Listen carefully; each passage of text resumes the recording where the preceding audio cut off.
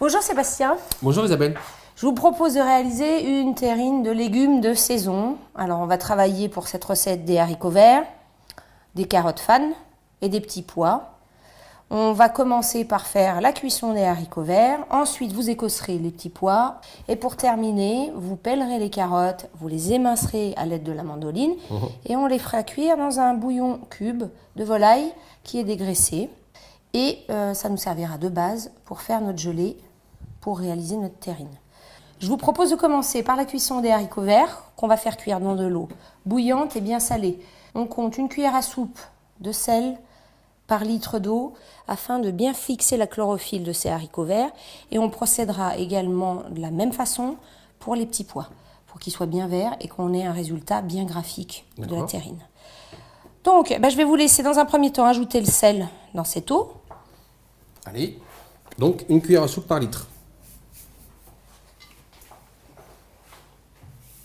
Alors, on va attendre que l'eau bout bien. Je vous laisse ajouter les haricots verts.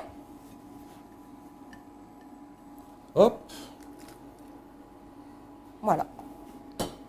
Et pendant ce temps, on va s'occuper des petits pois que vous allez écosser. J'y vais là? Allez. Bon. Alors, là, on va utiliser pour une terrine de 500 grammes, 100 grammes à peu près de haricots verts. On va utiliser 200 grammes de carottes et 100 grammes de petits pois.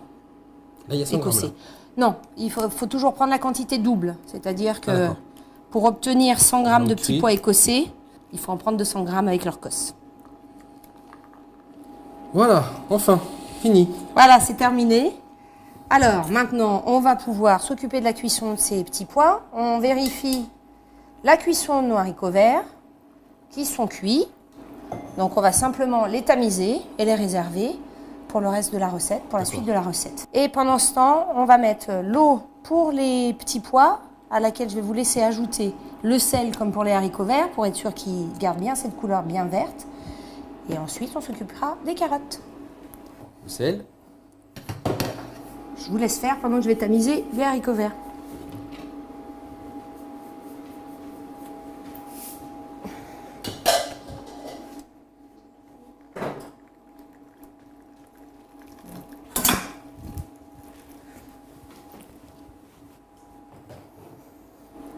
Voilà nos haricots verts tamisés, qu'on va pouvoir réserver.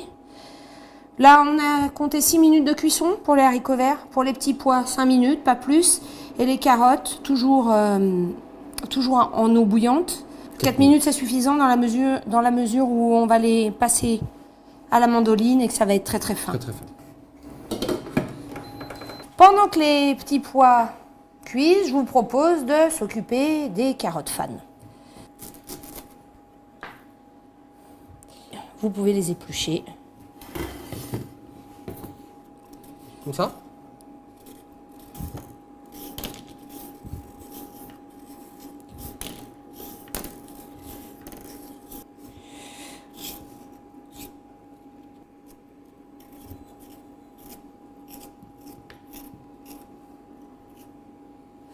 Voilà, donc on a des carottes qui sont maintenant épluchées. Ce que je vous propose de faire, c'est s'occuper des petits pois qui sont cuits. Vous allez les tamiser et les mettre dans ce bol. Je vous en prie. Merci. Oh, Merci. attention, c'est chaud.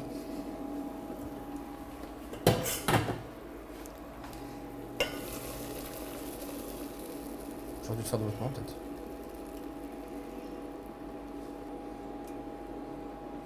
Voilà. Des beaux petits pois, là aussi, Bien verts. Je vous laisse mettre les petits pois, maintenant, dans ce bol. On va les réserver également. Maintenant, on va s'occuper des carottes. Alors, les carottes, la première chose, on va leur enlever leur fan. Et, à l'aide de la mandoline, on va tout simplement les passer comme ceci. Alors, il faut choisir quand même une épaisseur suffisamment importante pour qu'on ait quand même une belle tranche. Là, c'est bon. Voilà. Voilà, je vous laisse faire.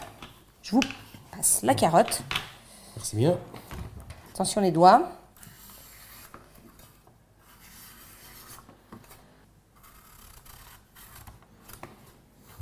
Voilà. Ça va comme ça? Très bien.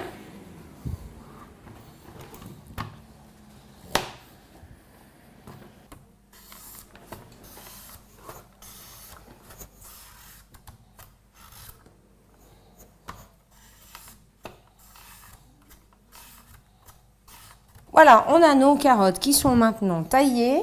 On va ajouter l'eau et vous allez ajouter le bouillon qui va les parfumer. Et je vous rappelle que c'est ce bouillon dans lequel les carottes vont cuire qui va être notre base de gelée. Voilà, ça va l'aider à se dissoudre plus rapidement. Là, je crois que c'est bon. Merci. Ok. Donc là, je prends les carottes. Oui. Allez.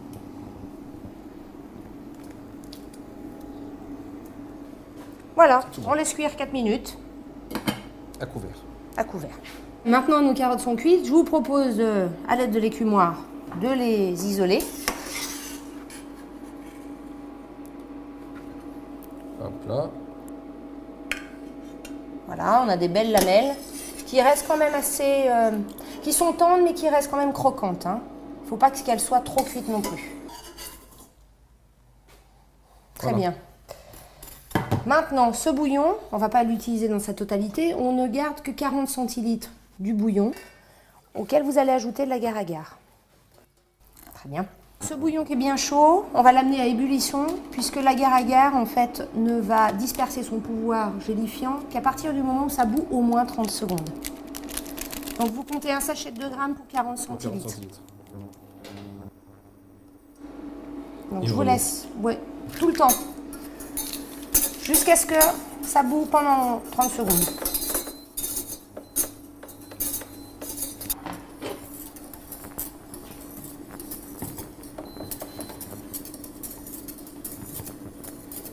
Je pense que c'est bon, je l'arrête. Oui, c'est bon. Vous pouvez l'arrêter. Pour l'instant, on va le laisser là, tranquillement. Et je vais vous laisser procéder au montage de la terrine. D'accord. Alors, dites-moi. Alors, dans cette terrine, vous allez tapisser le fond de la terrine de carottes d'une façon harmonieuse. Donc, mettez-les en quinconce pour... Elles sont chaudes. Hein. Puisque je vous rappelle que le fond va se retrouver au-dessus, une fois qu'on l'aura démoulé. On veut quelque chose d'esthétique. Donc, on va faire plutôt comme ça. Plusieurs couches. Là, il nous faut des morceaux qu'on peut retailler si nécessaire, hein, afin de bien couvrir et qu'on ne puisse pas apercevoir quand on l'aura retourné les autres ingrédients. D'accord. Voilà, là. Maintenant que c'est fait, je vais vous laisser couvrir de petits pois. Ok.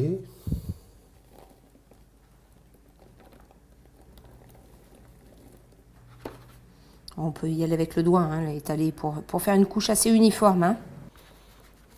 Voilà. Je vous laisse continuer donc avec les carottes à nouveau.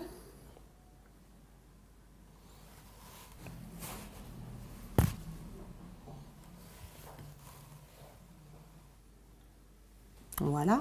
Maintenant, on va procéder de la même façon avec les haricots verts qu'on va mettre sur la longueur. Toujours dans le même esprit, c'est-à-dire qu'on ne doit pas avoir les carottes en dessous pour vraiment avoir ces strates de différentes couleurs. Donc, on va procéder comme ceci jusqu'à ce qu'on ait rempli totalement la terrine. Entre-temps, je vais vous laisser verser notre bouillon auquel vous avez additionné l'agar-agar, à peu près au niveau des haricots verts, et vous terminerez ensuite carottes, petits pois, carottes, haricots verts. Ok. Donc là, à la hauteur des petits pois. Oui, des haricots verts, à hauteur des haricots verts. Et donc à nouveau, carottes, petits pois, carottes. Doucement. Voilà.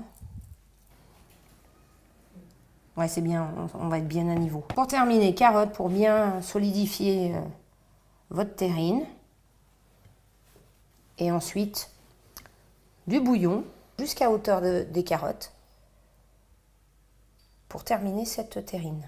Là, c'est bien. Parfait. Alors, si chez vous, vous avez une presse, n'hésitez pas à utiliser la presse pour bien tasser votre terrine. La presse, le couvercle, 3 à 4 heures au réfrigérateur, ça suffit. Et là, vous pourrez déguster la terrine. Alors, Sébastien, voilà, la terrine a passé 4 heures au réfrigérateur. Voilà le résultat. Donc on a une belle terrine, bien prise. Je vous propose dans un premier temps de la démouler et ensuite la découper. Alors c'est un moule en silicone, donc vous n'aurez pas de difficulté à la démouler. D'accord. Donc elle ne va pas tomber non plus. Un petit peu, il faut faire attention. Voilà. Appuyez légèrement. Voilà. Waouh. Magnifique. Donc maintenant, il vous reste à la trancher un petit peu. Alors, moi, pour qu'on voit bien les couches successives que vous avez réalisées.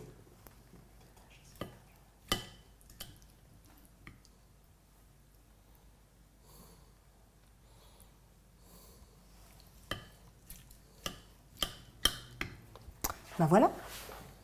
On va peut-être rajouter des petits brins de persil. Et ben voilà. Voilà une terrine facilement réalisable et qu'on peut vraiment adapter en fonction des légumes de saison.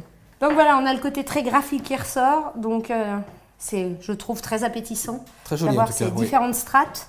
C'est pour ça qu'il faut jouer avec des légumes qui ont des couleurs variées pour avoir quelque chose de très appétissant. Bon, maintenant, il n'y a plus qu'à la manger. Bon appétit. Merci. Merci Sébastien.